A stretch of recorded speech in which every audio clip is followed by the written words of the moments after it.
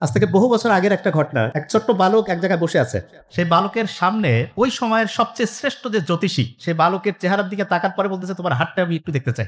ছোট্ট বালক যখন সেই সবচেয়ে শ্রেষ্ঠ জ্যোতিষীর সামনে হাতটা বাড়ায় দিয়েছে, জ্যোতিষী হাত দেখে বাকরুদ্ধ হয়ে গেছে। কি বলবে বুঝতে পারছে না। ছোট্ট বালক আর এই জ্যোতিষীর মধ্যকার ঘটনা দেখে ছোট্ট বালকের বাবাকে ওই বালকের একজন আত্মীয় খুব দ্রুত ডেকে নিয়ে আসছে। ওই ছোট্ট বালকের বাবা কিন্তু কোনো সাধারণ লোক না। খুব অসাধারণ ওই সময়ের একজন সম্রাট ছিলেন। তা সম্রাট নিশ্চিতভাবেই খুব জ্ঞানী মানুষও ছিলেন, খুব ভালো মানুষও ছিলেন। তো উনি জ্যোতিষীর চেহারার দিকে তাকায় বুঝতে পারতেছে যে সামথিং ডিফারেন্ট, ভিন্ন কিছু হয়তোবা জ্যোতিষী লক্ষ্য করছে এই ছোট্ট বালকের মধ্যে। তখন উনি জ্যোতিষীকে অভয় দিল যে, "আপনি যা কিছু দেখছেন সেটা আমাকে জানাতে পারেন।"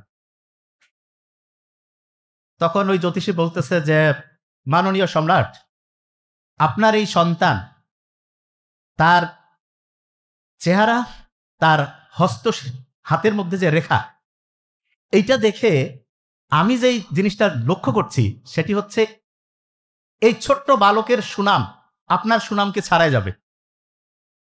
তো এই ঘটনা শোনার পরে বাপ যদি শোনে যে ছেলে তার মর্যাদাকে কাটিয়ে ছাড়িয়ে আরো সামনে যাবে, তখন একজন বাপ সবচেয়ে বেশি খুশি হয়। তো ওই সম্রাটও খুবই খুশি হয়েছে। খুশি হওয়ার পরে সেই জ্যোতিষীকে বলছেন যে, "আপনি কি চান?"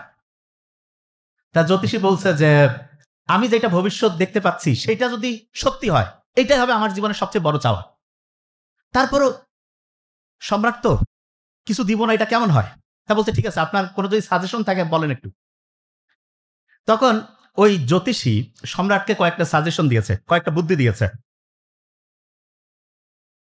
এই বুদ্ধিগুলোর মধ্যে একটা বুদ্ধি ছিল যে, এই ছোট্ট বালক কিন্তু সাধারণ কোনো বালক না। একে সবসময় আপনি আপনার আশেপাশে রাখবেন। তা সম্রাট চিন্তা করছে, ওই সময়ের সবচেয়ে শ্রেষ্ঠ জ্যোতিষী যেহেতু এই পরামর্শ দিয়েছে, তাহলে আমার ছোট্ট শিশুকে আমার সাথেই রাখতে হবে। ছোট্ট শিশুর বয়স ৮ থেকে ১০। সবসময় সম্রাটের পাশেই থাকে। একবার হলো কি, ওই সময়ের সবচেয়ে শ্রেষ্ঠ ধনাঢ্য ব্যবসায়ী, ওই সময়ের উনি হচ্ছে ওই সম্রাটকে ভিজিট করতে আসছে। তা যেটা হয়, একজন সম্রাটের সাথে কেউ যখন দেখা করতে যায়, তখন নিশ্চিতভাবেই কোনো উপহার নিয়ে যায়। তো ওই সময়ের সবচেয়ে শ্রেষ্ঠ যিনি হচ্ছেন ব্যবসায়ী, উনি ওই সময়ের সবচেয়ে শক্তিশালী, সবচেয়ে আকর্ষণীয় একটা ঘোড়া নিয়ে আসছে। ঘোড়াটা এত শক্তিশালী এবং এত আকর্ষণীয়, রাজ্যের যারা সম্রাটের খুব কাছের মানুষজন, ওই ঘোড়া দেখে একটু লোভ হয়েছে। সম্রাটকে বলতেছে যে, "আমাদের একটা আর্জি আছে, যদি একটু শুনেন।" বলছে, "হ্যাঁ, বলো।" বলতেছে যে, "আমাদের মনটা চাচ্ছে আমরা একটু ওই ঘোড়াটার মধ্যে একটু চড়তে চাই।" তা সম্রাট খুব ভালো মানুষ ছিলেন, খুব উদার ছিলেন। বলছে, "ঠিক আছে, চলো।" তা কে আগে চড়বে, কে পরে চলবে? পরে বলল যে, "ঠিক আছে, অ্যাকর্ডিং টু এইজ, বয়স অনুসারে যার বয়স বেশি সে আগে চড়বে।" তা সিনিয়র উনি চড়তে গেছে।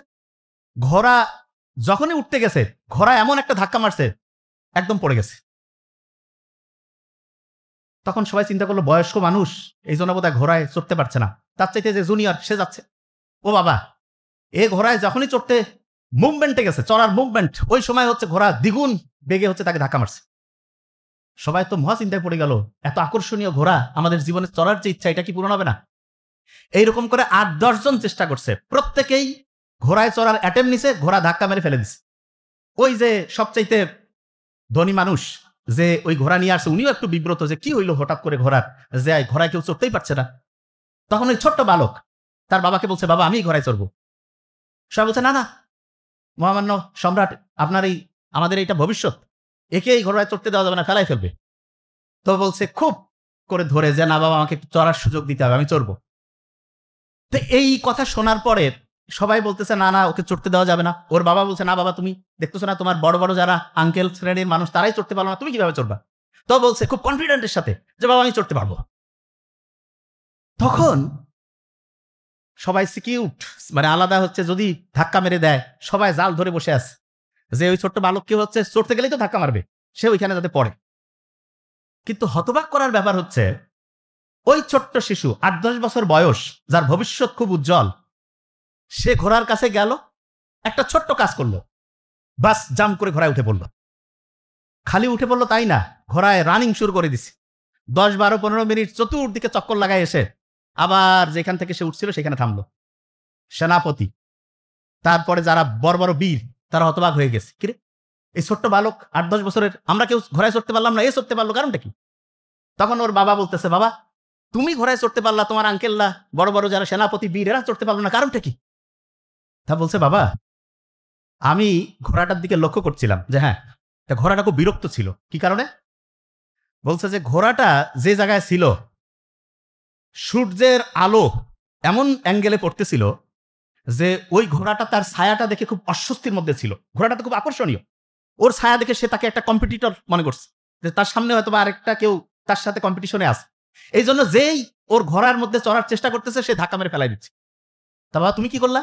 বললো আমি যে ঘোড়াটা যেই অ্যাঙ্গেলে ছিল তার মুখটা একটু সরাই নিলাম, এমন অ্যাঙ্গেলে দিলাম ঘোড়াটা তার ছায়া আর দেখতে পাচ্ছে না। তখন সে চিন্তা করতেছে আমার কম্পিটিটর তো চলে গেছে, মন খুশি, খুব খুশি। তখন আমি আরাম করে চললাম। সবাই তো অবাক হয়ে গেছে, এই ছোট্ট শিশু এই জিনিসটা লক্ষ্য করছে, আমরা কেউ লক্ষ্য করলাম না। তখন সম্রাট খুব খুশি, বলছে বাবা তুমি আমার কাছে কি চাও বলো। তা সবাই চিন্তা করতেছে যতই ঘোড়ার এই কেরামতি সে দেখাক, ছোট্ট 8-10 বছরের শিশু কি যাবে। ও বলতেছে বাবা আমি পারস্য চাই তোমার কাছে। পারস্য চাই কথাটা অনেকে আমরা বুঝতে পারবো না যে এটার মানেটা কি। বাংলাদেশের একটা 8-10 বছরের ছেলেকে যদি বলা হয় যে বাবা তুমি এখন কি চাও, সে যদি কয় আমি সারা পৃথিবীর আমেরিকা রাশিয়া এগুলো সব দখল করব, এই কথার লোড যা বুঝায়, ওই সময়ে পারস্য জয় করা তার চাইতে বেশি লোড ছিল। তার মানে পারস্য ছিল ওই সময়ের সুপার পাওয়ারফুল কান্ট্রি, ওইটা সে দখল করতে চায় যে বাবা আমি ওইটা জিতবো। ওর বাবাও জানতো যে এই ছেলের ভবিষ্যৎ উজ্জ্বল, কিন্তু এতটা উজ্জ্বল ওর বাবা একটু ঘাবড়ায় গেছে। বলছে যে বাবা ঠিক আছে, পারস্য আশেপাশের যারা ছিল এরাও করছে যে কিরে এ যদি পারস্য দখল করতে চায়, যদি এই চিন্তা পারস্য সম্রাটের কাছে যায় তাহলে আমাদের তো এখনই শেষ করে ফেলবে। যাই হোক, ওর বাবা বলছে ঠিক আছে তুমি এখানে থাকো। ওর বাবা যুদ্ধে চলে গেল। যুদ্ধে যাওয়ার পরে কয়েকটা রাজ্য দখল করতে করতে হঠাৎ করে তার বাবা হচ্ছে যে যুদ্ধে হচ্ছে নিহত হলো। তার মানে সম্রাট শেষ। সম্রাট যখন শেষ হয়ে যায় সাধারণভাবে, তখন তো আর ওই গণতন্ত্র ভোট এগুলো ছিল না। কে তাহলে রাজ্য দখল করবে? রাজ্যের ক্ষমতা কার হাতে আসবে? ওই ছোট্ট শিশু বলতেছে অটোমেটেড সেই ক্ষমতার অধিকারী। তা আশেপাশের যারা লোকজন আছে তারা চিন্তা করতেছে যে আমরা অন্য যে আশেপাশের যে রাজ্যগুলো আছে তাদের সাথে একটু লিয়াজও করি। আর অন্য রাজ্যরা চিন্তা করতেছে যে সম্রাট যেহেতু নাই, ছোট্ট এক শিশু কি করবে, এই রাজ্য দখল করব। এইরকম পারস্পরিক কথাবার্তা চলছে। ওই যে জ্যোতিষী হাত দেখছিল, চেহারা দেখছিল, বলছিল না যে সাধারণ কোনো বালক না, এ অসাধারণ কিছু করবে। এবং কয়েকটা সাজেশন যে দিয়েছিল তার মধ্যে একটা সাজেশন ছিল আপনার সাথে সবসময় রাখবেন, নাম্বার 1। নাম্বার 2 সাজেশন ছিল যে খুব ভালো কোনো টিচারের কাছে আপনার সন্তানকে শেখাবেন। তো ওর বাবা বিখ্যাত সম্রাট যখন যুদ্ধে মৃত্যুবরণ করলো, এবং ওই যে যেটাকে আমরা বলি যে হচ্ছে যে জ্যোতিষী যে তার হাত দেখছিল, এর মাঝখানে কিন্তু 5-6 বছর সময় অতিক্রান্ত হয়েছে। এবং এই 5-6 বছরের মধ্যে একটা অসাধারণ ঘটনা ঘটছে। ঘটনাটা কি? ওর বাবা যখন শুনলো যে খুব ভালো কোনো টিচারের কাছে আমার সন্তানকে পড়াতে হবে, তখন উনি খোঁজ লাগালো যে সবচেয়ে শ্রেষ্ঠ টিচার কে আছে। খুঁজতে খুঁজতে উনি একজনের খোঁজ পেয়েছে যে ওই সময়ে সব মানে রাজ্যের মধ্যে সবচেয়ে শ্রেষ্ঠ শিক্ষক হচ্ছে একজন। ওনার কাছে লোক পাঠাইলো, বললো যে আমাদের সম্রাটের যে ছেলে তাকে পড়াইতে হবে। তো উনি বলছে আমি কারো বাড়ি যেয়ে পড়াই না। বলছে না, সম্রাট তার ছেলেকে পড়াইতে হবে। বলছে তোমরা ফিরে যাও। সম্রাট আবার বলছে যে টিচার মানুষ তো, কোনো বেয়াদবি করবা না, উনি কি বলে সেটা আমাকে জানাও। টিচার যখন এইরকম কথা বলছে, বলার পরে ওরা আবার সম্রাটের কাছে আসছে।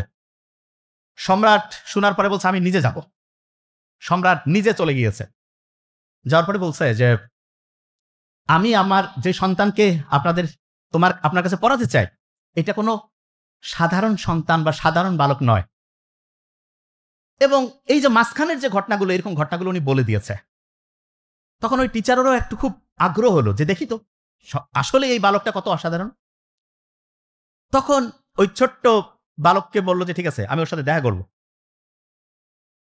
ওই ছোট্ট বালককে টিচারের সামনে নিয়ে আসা হলো। টিচার ওই ছোট্ট বালককে কয়টা প্রশ্ন করলো, করার পরে ওই ছোট্ট বালক এত অসাধারণ উত্তর দিল। ওই টিচার বলল যে আমি তাকে কয়েকদিন পড়াবো, এটা সিদ্ধান্ত আমি আসলাম যে কয়েকদিন পড়াবো। কিন্তু তার চেয়ে ইন্টারেস্টিং ঘটনা ঘটলো, কয়েকদিন পড়ানো যখন শুরু করছে ওই ওই বালকের মধ্যে এমন এমন কোয়ালিটি দেখলো, এই কয়েকদিনটা গিয়ে 4 থেকে 4.5 বছর লম্বা সময় ওই টিচার ওই বালককে হচ্ছে পড়াতে থাকবে, এবং যা কিছু উনি পড়িয়েছেন তার মধ্যে 3টা খুব দামি শিক্ষা উনি দিয়েছেন। যেদিন লাস্ট মিটিং হয় ওই টিচার এবং স্টুডেন্টের, তখন ওই স্টুডেন্ট বলছে যে স্যার আপনি আমাকে অনেক শিখিয়েছেন, আমাকে এমন 3টা পরামর্শ দেন যেটা আমি সবসময় মনে রাখবো। টিচার তাকে 3টা পরামর্শ দিল, এবং এই 3টা পরামর্শ, যেমন আমরা সূরা ফাতিহায় 7টা লাইন পড়ি না, 7টা আয়াত, ওই টিচার যা কিছু শিখিয়েছে তার সামারি উনি 3টা লাইনের মধ্যে করে দিয়েছে। এই 3টা লাইন অলওয়েজ মাথায় রাখবা। ওই ছোট্ট বালক যখন 15-16 বছর বয়স, তার বাবা এক জায়গায় হচ্ছে যে যুদ্ধে গিয়ে হচ্ছে নিহত হলো, তখন তার টিচারের যে প্রথম পরামর্শ, সেই প্রথম পরামর্শ অনুযায়ী যুদ্ধ শুরু হয়ে গেল, এবং প্রথম পরামর্শ অনুযায়ী উনি যে যুদ্ধটা করছে সেই যুদ্ধে উনি জয়লাভ করলো। এরপরে আরো দ্বিতীয় পরামর্শ, তৃতীয় পরামর্শ, এই জায়গায় আমি আসবো, এইটা জায়গায় আসবো, এটাতে আমরা আবার ফিরে আসবো। তার আগে আমি অন্য জায়গায় যেতে চাই। যতটুকু আমি বলছি আমি কিন্তু ধরি, এটা কিন্তু আমার স্পিচের নিয়মে হচ্ছে, আমি যা কিছু বলবো সেটা কিন্তু ধরবো। আমি একটু জাস্ট টেস্ট করি যে কে কিরকম করে মন দিয়ে শুনছে। নাম্বার 1 যেটা আমি বলছি, যে যেই টিচার ওই ছোট্ট বালককে পড়াচ্ছিল কত বছর পড়িয়েছে? ভেরি নাইস, 4.5 বছর, 4 থেকে 4.5 বছর, প্রত্যেকে জানছে। কয়টা উপদেশ দিয়েছিল? 3টা।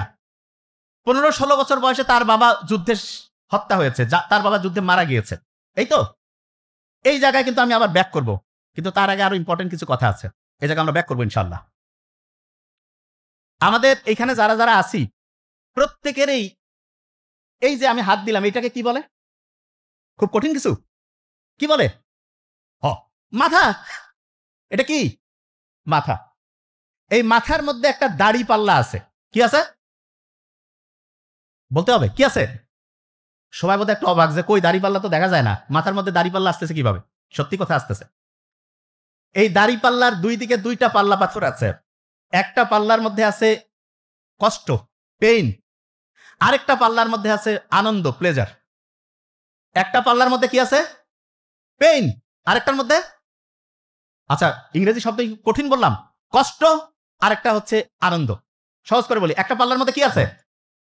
আরেকটা আনন্দ। কিছু কাজ করলে যে মজা লাগে, তার মানে ওই আনন্দ হয়, মজা লাগে যেই পাল্লা, সেই পাল্লা তখন হচ্ছে ভারী হয়ে যায়। আর কিছু কাজ আছে যেই কাজ করলে কষ্ট হয়, তখন হচ্ছে ওই কষ্টের যে পাল্লাটা সেটা ভারী হয়ে যায়।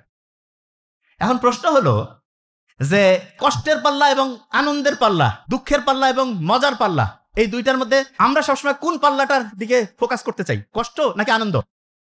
কোনটা? আনন্দ। সবাই কয় যে মজা লাগলে ভালো লাগে, যে জিনিসটা মজা লাগে সেই জিনিসটা সবাই করতে চায়। আচ্ছা, এখন প্রশ্ন হলো আমরা যে একটা কাজে মজা পাই, একটা কাজ করলে যে ভালো লাগে, এইটার পিছনে একটা ছোট্ট উপাদান আছে, ছোট্ট উপাদান। সেই উপাদানটা আমাদের ব্রেইনে তখন তৈরি হয়।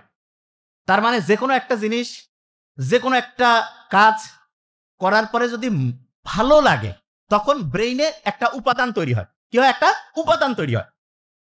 যারা নামাজ পড়ে 5 ওয়াক্ত, তারা নামাজ পড়ার পর একটা ভালো লাগা হয় না? যে ভালো লাগলো, নামাজ পড়লাম, তখন ব্রেইনে একটা উপাদান তৈরি হয়। আজান হইছে, নামাজ পড়ি নাই, মনটা খোঁচর মোচর করতেছে, কখন নামাজ পড়বো? তারপরে হচ্ছে ওই যে ব্রেইনে ওই উপাদানটা তৈরি হবে, মজা লাগবে। তার মানে একটা কাজ করে যদি মজা লাগে যখন, তখন ওই উপাদানটা তৈরি হয়। খুব সহজ কথা। যেই লোকটা রেগুলার নামাজ পড়ে প্রত্যেক দিন, নামাজ পড়ার পরে তার ব্রেইনে যে উপাদানটা তৈরি হইলে পরে মজা লাগে, সেই উপাদানটার নাম হচ্ছে ডোপামিন। কি নাম? আচ্ছা, ডু মানে করা না, এই যে ডু, দিও, ডু, এইটা দিয়ে ডোপামিন, নামটা একটু বলি, ডোপামিন। আচ্ছা, মনে রাখার একটু বুদ্ধি শিখাই দিতে হবে। ওই যে কেউ চাকরি হইলে কিন্তু মাদকে অ্যাডিক্টেড কিনা এটা জানার জন্য একটা টেস্ট আছে, যার নাম হচ্ছে ডোপ টেস্ট। কি নাম? ডোপ। ওইটার সাথে রিলেটেড ডোপামিন। কি নাম? ডোপামিন। একটা কাজ করলে যে মজা লাগে, ওই সময় ব্রেইনে ডোপামিন তৈরি হয়। কি তৈরি হয়?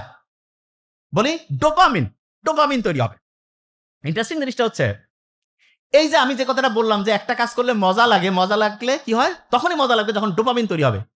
এই জিনিসটা সারা পৃথিবীতে যে ফেসবুক, ইউটিউব, ইনস্টাগ্রাম যা কিছু বানিয়েছে, এরা এই জিনিসটা জানে। ওরা জানার পরে করছে কি, যে এমন কি কোনো বুদ্ধি আছে যে কৃত্রিমভাবে, নকলভাবে ডোপামিনটা তৈরি করে ব্রেইনে দেওয়া যায়? বিজ্ঞানীরা এটা নিয়ে কাজ শুরু করে দিছে। করতে করতে কছে হ্যাঁ বুদ্ধি আমরা পাইছি। কছে কও কি? কয় হ্যাঁ। কয় কিরকম বুদ্ধি? বলছে যে যত লাইক তত ডোপামিন। অনেকে আছে না, ফেসবুকে একটা ছবি দিল, কয় যে লাইক 10,000, ওরে বাপ মন খুশি, ডোপামিন। 20,000, আরো মন খুশি, কয় ডোপামিন বাড়ি গেছে। 1 লাখ, মন তুলকালাম খুশি। কেন? কারণ ডোপামিন খরণ হচ্ছে।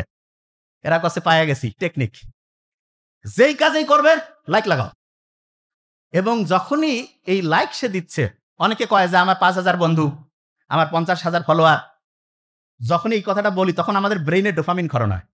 এবং অনেকে আছে এই টেকনোলজিকে খুব ভালো কাজে ব্যবহার করা যায়, কিন্তু কেউ যদি এই লাইক আর হচ্ছে যে ডোপামিনের নেশায় পড়ে, ওর অবস্থা কত ভয়ঙ্কর হইতে পারে আমরা এখনই দেখবো, খুবই ভয়ঙ্কর।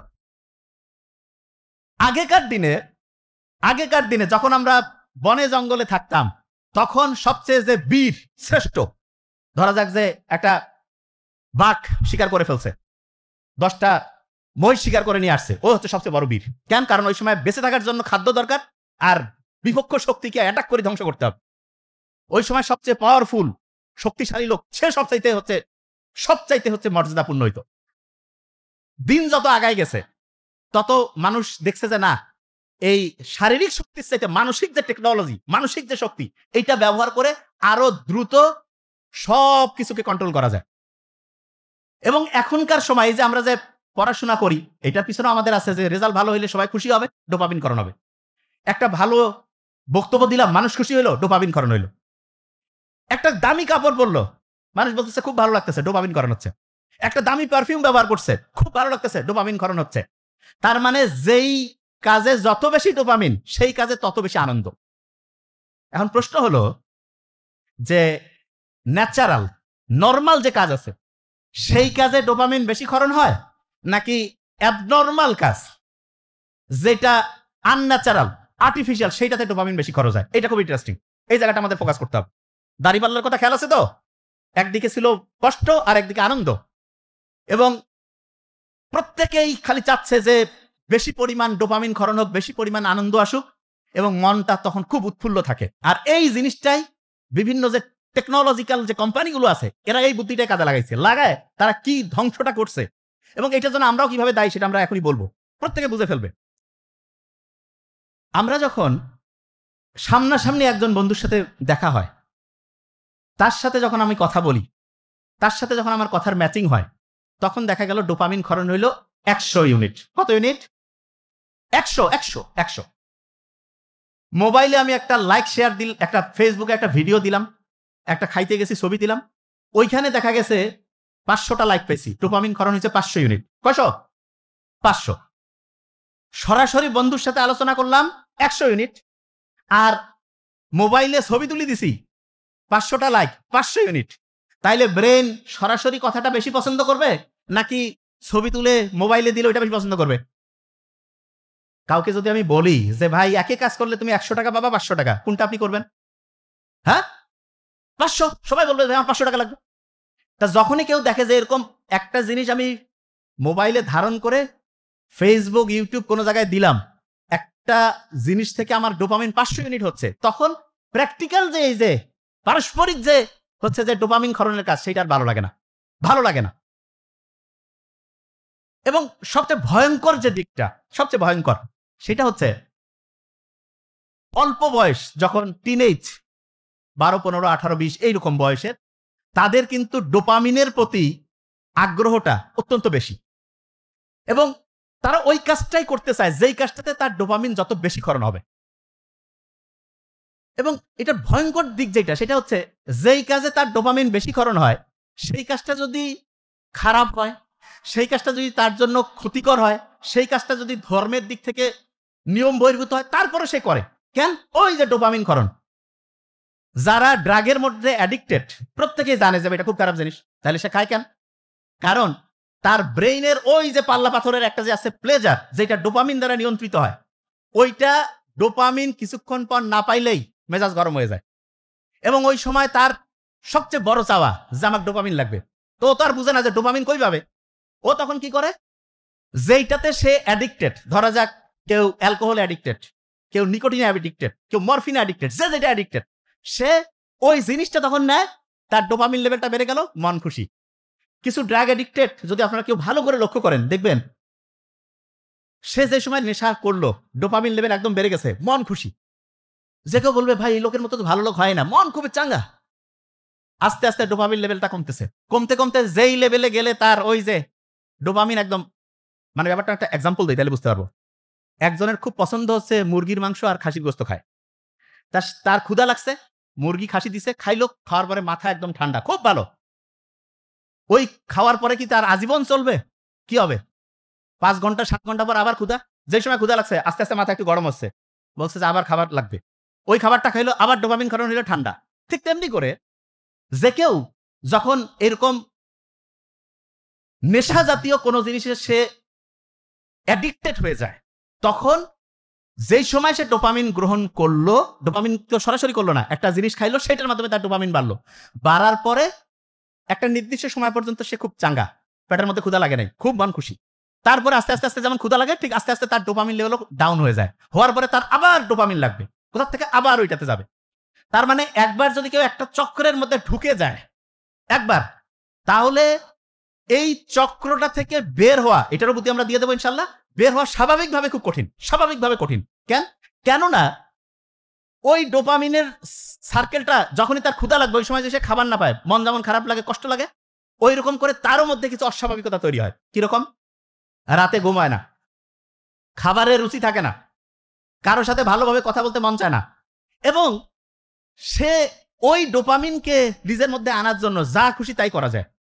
এই যে আমরা দেখি যে বিভিন্ন যে সন্ত্রাসী, বদমাইশ, গুন্ডামি যারা করে, তাদেরকে কিভাবে করায়, ওই মাফিয়া শ্রেণীর যে লোক, তারা জানে, ওরা হয়তো বা মেকানিজমটা জানে না, ও বলে যে তোমার তো এখন একটা নির্দিষ্ট সময় পরে এইটা লাগবে, তা ঠিক আছে, তার আগে আগে তাকে বলে যে ঠিক আছে তুমি এই কাজটা করে আসো, যাও এক্ষুন করো, ওকে যে একটু মারো, ওর সাথে এরকম খারাপ কিছু করো, ও যে করতেছে কেন? কারণ ডোপামিন লাগবে। ক্লিয়ার? আচ্ছা, এখন প্রশ্ন হলো যে ভাইয়া, আমরা যদি কেউ ডোপামিনের এই নেশার মধ্যে যদি ঢুকে যায়, এইটা থেকে বাঁচার বুদ্ধিটা কি? যে এটা থেকে আমি বাঁচতে পারবো, এইটার কোনো বুদ্ধি আছে কিনা? প্রথম যে জিনিসটা মাথায় রাখতে হবে, আল্লাহ কত সায়েন্টিফিক, কারণ আল্লাহ তো আমাদের ম্যানুফ্যাকচার করছে, এই জন্য আল্লাহ জানে। বলছে যে অশ্লীলতার নিকটবর্তী হইও না।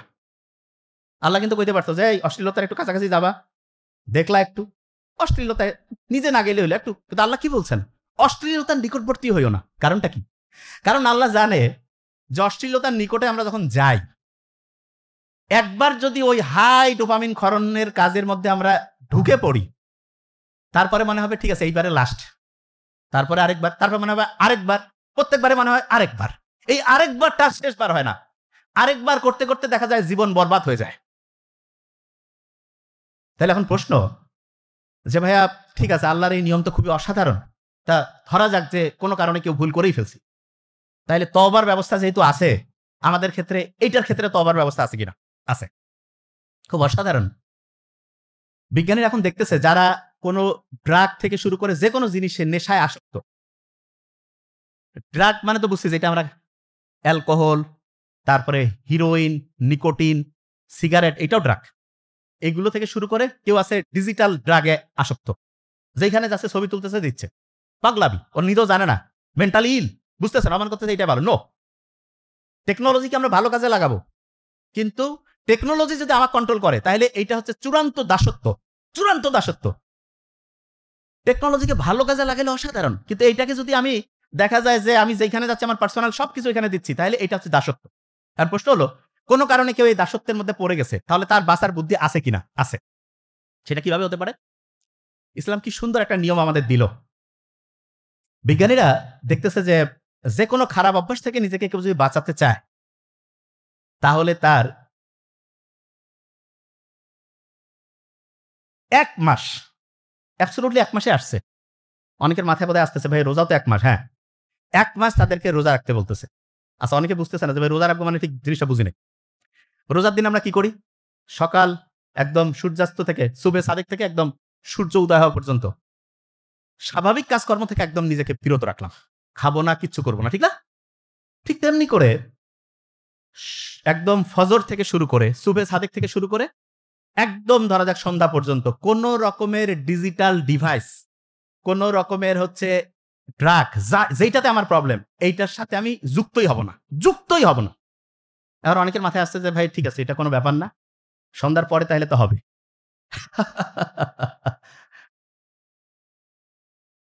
একজন ওই রোজার মাসে সন্ধ্যার আগে হচ্ছে যে তার কাছে অফিসে গেছে যে আমার এই কাজটা একটু করে দেন।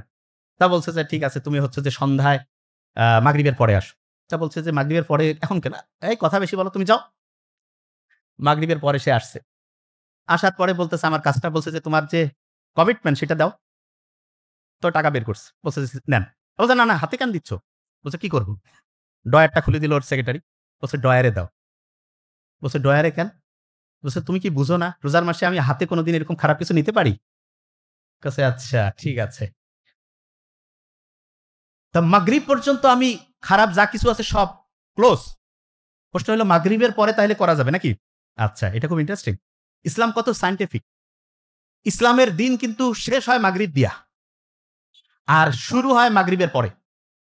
ক্যালেন্ডার ৩ রকমের আছে। বাংলা ক্যালেন্ডার, শুভ নববর্ষ। সূর্য উদয় উঠছে, নতুন দিন শুরু। ইংলিশ নববর্ষ, ১২টার পরে পাগলামি শুরু হয়ে গেল। আর ইসলাম কত সায়েন্টিফিক। ঘুমের কোনো ডিস্টার্ব নাই। আফটার মাগরিব নতুন দিন শুরু। রোজার মাসে আমরা যে তারাবি শুরু করি, কোন সময় শুরু করি? মাগরিবের সময় দেখলাম ও আকাশে হচ্ছে যে চাঁদ দেখা গেছে। বাস সবাই বলছে রোজা চলে আসছে, আহলান সাহলান, শুরু করে দেই। এবং কি ইন্টারেস্টিং, মাগরিবের পরে প্রথম যে সময়টা, এইটা হচ্ছে দিনের প্রথম সময়। তা আমরা সবাই কই যে ভাই দিনটা শুরু যাতে ভালো করে হয়, এবং শুরুটা আমরা সবাই সকালে চিন্তা করি। নো, শুরুটা হচ্ছে আফটার মাগরিব, মাগরিবের পরে শুরু হবে। তাহলে এই যে একটা দিন আমি শেষ করলাম, শেষ করার পরে শুরুটা অবশ্যই মাগরিবের পরে ভালোভাবে। এবং মাগরিবে যদি আমি ডায়েরিতে লিখে ফেলি যে আমি মাগরিব থেকে এশা পর্যন্ত একটু পড়াশোনা করব, এশার নামাজের পরে আমি ঘুমায় যাব, এবং ঘুমায় যাওয়ার পরেই আমি সকাল থেকে উঠে আবার একদম মাগরিব পর্যন্ত কোন রকমের ডিজিটাল খারাপ কিছুতে যাব না, কোন রকমের অ্যাবিউসিভ কোন কেমিক্যাল ব্যবহার করব না ইনশাআল্লাহ। প্রত্যেকেই এই অনুযায়ী যদি ১ দিন, ৩ দিন, ৫ দিন, ৭ দিন চেষ্টা করে, প্রথম ৭ দিন খুব কষ্ট হবে। প্রথম ৭ দিন কষ্ট হবে। ৭ দিন পরে তার কষ্টের পরিমাণটা কমবে। ওই যে আল্লাহ বলছে না, তুমি যা কিছু অন্যায় করো সেটা তোমার নিজের হাতের কামাই করা, এবং যেই কষ্টটা পাও সেটা তুমি নিজে কোনো অন্যায় করছো এটার কারণে।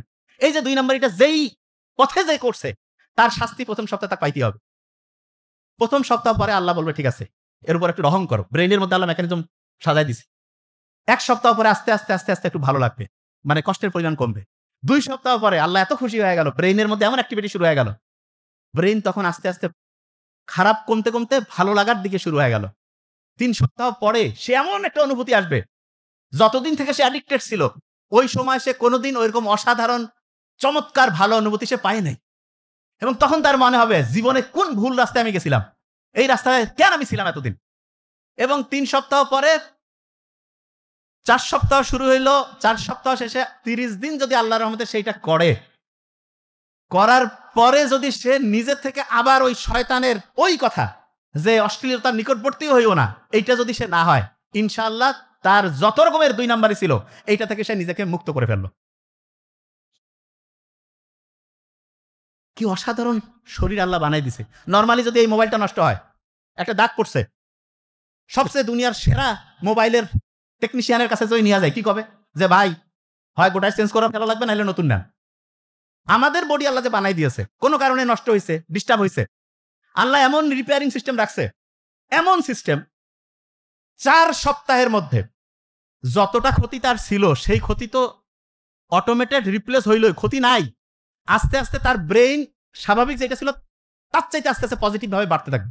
জিনিসটা বুঝে নেই, আমি একটা এক্সাম্পল দেই। এই মোবাইলে যদি আমি হচ্ছে একটা ভিডিও রাখি, জায়গা দখল করবে না? জায়গা দখল করবে।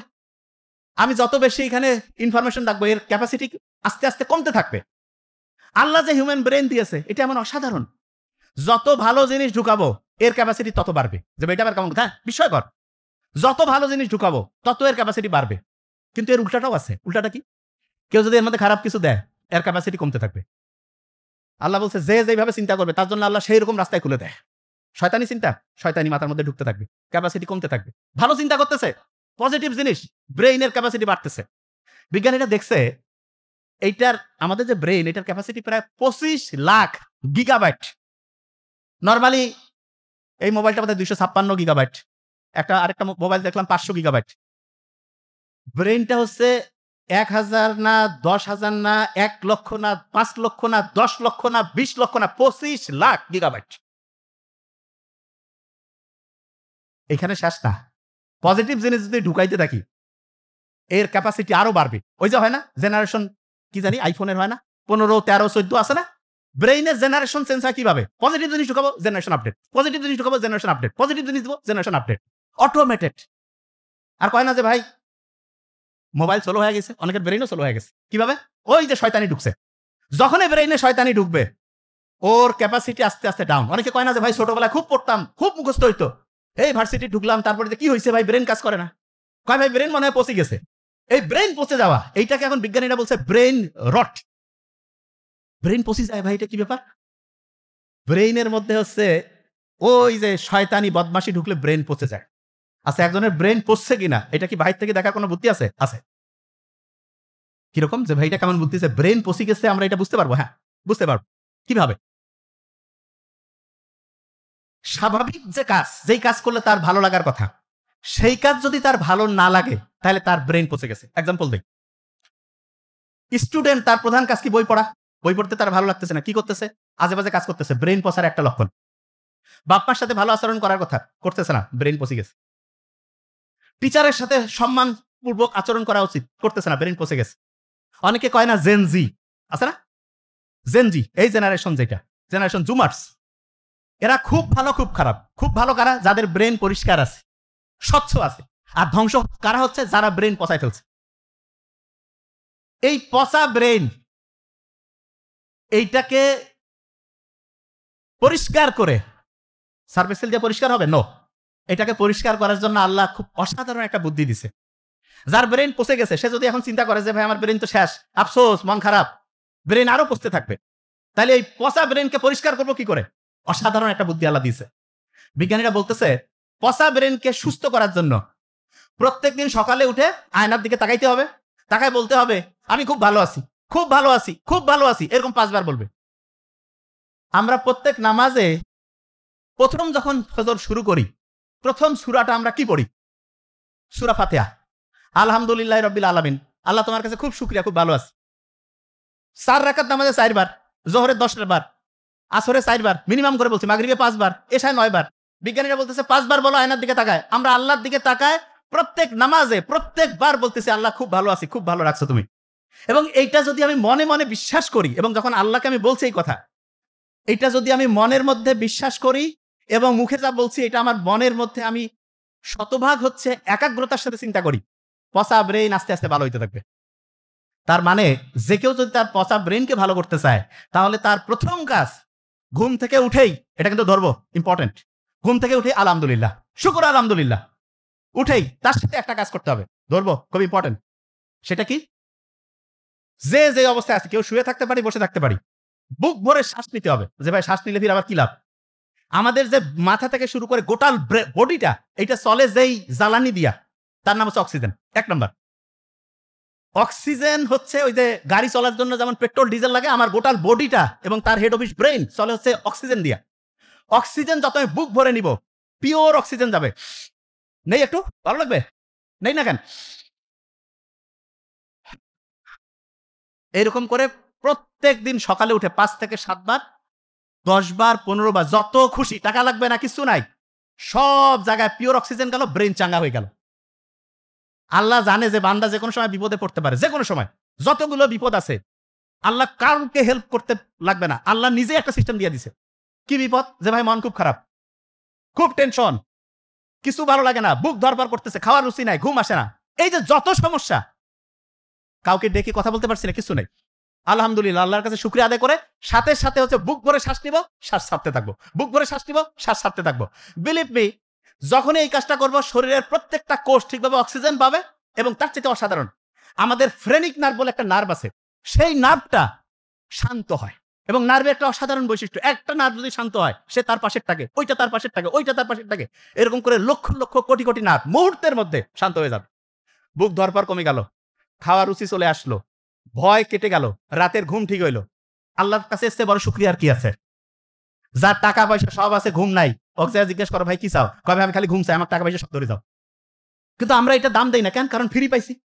আল্লাহ সবচেয়ে দামি জিনিসগুলো আমাদের ফ্রি দিয়ে দিয়েছে। জাস্ট কাজটা কি? কাজটা হচ্ছে ওইটাকে সাইন্টিফিক্যালি আমাদের ব্যবহার করতে হবে। সকালে ঘুম থেকে উঠে শুকরিয়া আদায় করলাম, তারপরে কি করলাম? খুব সহজ কাজ, বুক ভরে শ্বাস নিলাম, ছাড়লাম। তারপরে দাঁত ব্রাশ করি না? আচ্ছা, বেশিরভাগ আমরা দাঁত ব্রাশ করি কোন হাত দিয়া? এই কথা বলি না কেন? কোন হাত? ডান হাত। ব্রেইনের ডানের সাথে ব্রেইনের বাম সাইডের একটা কানেকশন আছে, বামের সাথে ডানের, এই দুইটাই যদি স্ট্রং হয় খুব ভালো হয়। যে এটার কি, ওই যে মেসি যেমন বাপা দিয়ে খুব ভালো খেলে, ক্রিস্টিয়ানো রোনালদো ডান পা দিয়ে না, আমাদের ব্রেইনের দুইটা সাইডে যদি স্ট্রং হয় খুব ভালো হবে। বুদ্ধিটা কি?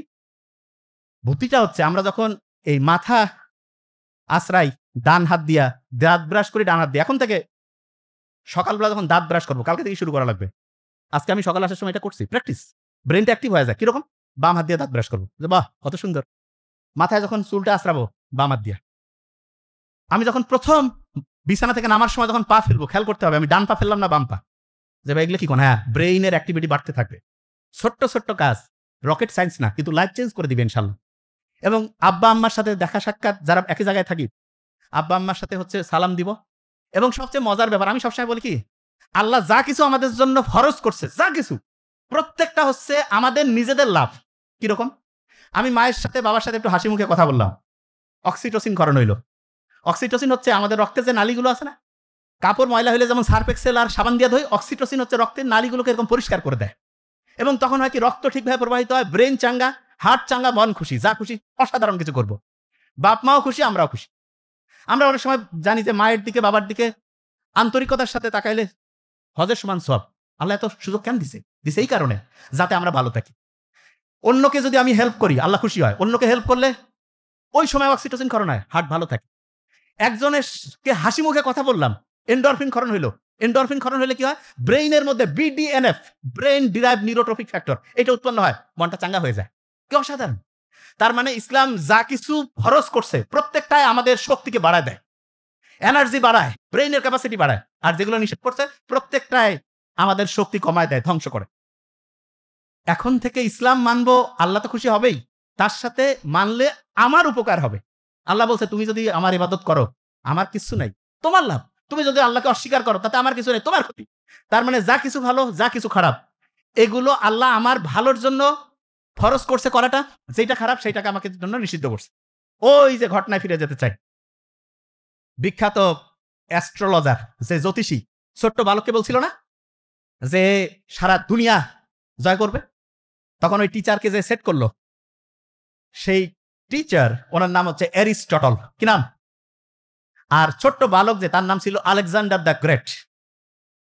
ওই টিচার তাকে 3টা বুদ্ধি দিছে। তার মধ্যে প্রথম যেটা, সেটা বলছে যে শত্রুকে কখনো ছোট করে দেখবা না, শত্রুকে কখনো খুব বড় করে ভয় পাবা না। এটা ফার্স্ট লেসন ছিল। ওর বাবা যখন মারা যায়, আলেকজান্ডার দ্য গ্রেট সব আশেপাশের জনকে ডাকছে, ডেকে বলছে যে কি করা যায়? বলছে যে আমরা আত্মসমর্পণ করবো। ওরা বলছে এগুলো সব ডিলিট করো, আশেপাশে রাজ্য যা আছে সব অ্যাটাক করো, সব অ্যাটাক করতে হবে, এবং যারা এটার বিরোধিতা করবে ডিলিট। সব সেন্স অ্যাটাক করবে যখন পারস্যের যে সম্রাট, তার নাম হচ্ছে দারিউস, ও বলছে ছোট্ট বালকর বাবে ভাই নিয়ে কি করবে, ও কিচ্ছু না। কিন্তু ওই এমন সাহসিকতার সাথে অ্যাটাক করছে, গোটাল রাজ্য তছনছ করে জয় লাভ করে ফেলছে। জয়লাভ করার পরে অ্যারিস্টটল তাকে যে দ্বিতীয় শিক্ষা দিছিল, সেটা সে কাজে লাগাইছে। দ্বিতীয় শিক্ষা কি? যা কিছু করবা সততার সাথে করবা, সব সময় সৎ থাকবা। যা কিছু ওই এলাকার ছিল সবগুলো সততার সাথে সে সবাইকে ভাগ করে দিছে। এই যে আমাদের যে নতুন বাংলাদেশ আসছে, সব যদি সততার সাথে হয়, অসাধারণ হবে। আজ যে খোসর মোসর করে, আগে ইতিহাস আবার আসবে, বারবার নতুন করে ইতিহাস হবে, মাঝখানে কষ্ট হবে। তো যে জিনিসটা বলছিলাম, সবাইকে যখন দিল, রাজ্যের সবাই তো মহা খুশি যে এরকম সৎ লোক, আমরা এর জন্য জীবন দিয়ে দিব। এরপরে উনি হচ্ছে যে একটার পর একটা, একটার পর একটা, একটার পর একটা রাজ্য দখল করা শুরু করলো।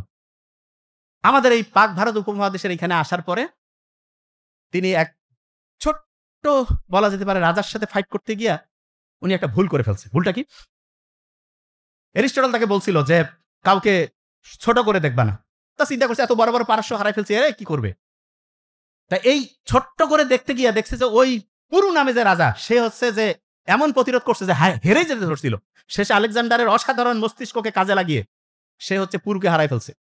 হারার পরে পুরুর সাথে আলেকজান্ডার 1 to 1 পুরুকে বলতেছে যে, তুমি তো আমার খুব খোঁচর মোচর করছো আর কি। কি চাও তুমি আমার কাছে? কেমন ব্যবহার চাও?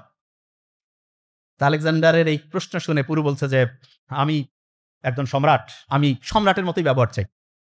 এরিস্টটল তাকে তৃতীয় যে বুদ্ধিটা দিছিল যে মর্যাদা অনুসারে সম্মান করবা, মর্যাদা অনুসারে। তখন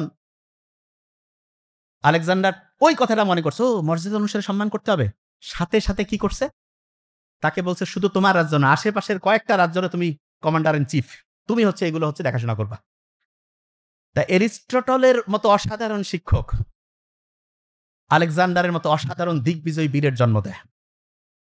এবং আল্লাহ আমাদের সব দিয়েছে, কিন্তু দুর্ভাগ্যজনক ব্যাপার হচ্ছে আমরা আমাদের ব্রেনকে বুঝতে পারি না, ব্রেনকে পচায় ফেলছি, নষ্ট করে ফেলছি। এবং এই ব্রেনটাকে যদি আমরা ঠিকভাবে কাজে লাগাই, সামনের যে জীবনটা হবে আমাদের, আমি সবাইকে বলবো যে আল্লাহর সাথে কানেক্টেড থাকি। আর ফ্যামিলি, আব্বা আম্মা ভাই বোন, এই বড় ফ্যামিলির যে ধারণা, এটাই সবচেয়ে ভালো ধারণা। সবাই সবাইকে হচ্ছে পারস্পরিক সহযোগিতা, সবার সাথে ভালো আচরণ, এইটা যদি আমরা করি এবং ইসলামের যে মূল্যবোধ আছে এটা যদি মানি, বিলিভ মি, অসাধারণ কিছু করার ক্ষমতা আল্লাহ প্রত্যেকের মধ্যে দিয়েছে। Thank you so much. আসসালামু আলাইকুম।